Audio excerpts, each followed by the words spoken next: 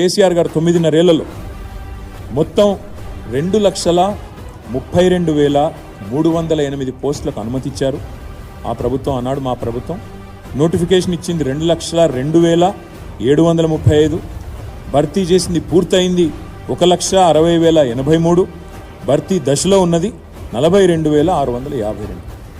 ఏం చేశారు కేసీఆర్ గారు ఉపాధి కల్పన రంగంలో, ప్రభుత్వ రంగంలో? ఇది నేను చెప్పేది ఓన్లీ గవర్నమెంట్ లెక్కలు, గవర్నమెంట్ ఆర్ గవర్నమెంట్ అటాచ్డ్ మరి కార్పొరేషన్లు కానీ లేదా ఇతర సంస్థలు కానీ దానికి సంబంధించి.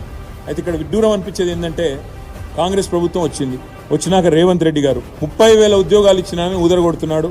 వాళ్ళ గ్రాడ్యుయేట్ ఎమ్మెల్సీ ఎన్నికల్లో కూడా వాళ్ళ అభ్యర్థులు వాళ్ళ నాయకులు కూడా నిస్సిగ్గుగా అదే అబద్ధాన్ని వల్లవేస్తూ ఉన్నారు. నేను మిత్రులందరినీ కోరేది ఏమంటే, కాంగ్రెస్ మిత్రుల్ని కోరుతా ఉన్నా, మీరు 30,000 ఉద్యోగాలు ఇచ్చిన మాట వాస్తవమే అయితే ఏ తారీఖు నోటిఫికేషన్ ఇచ్చినారు, ఏ తేదీన నోటిఫికేషన్ ఇచ్చినారు, ఏ తేదీన రాత పరీక్ష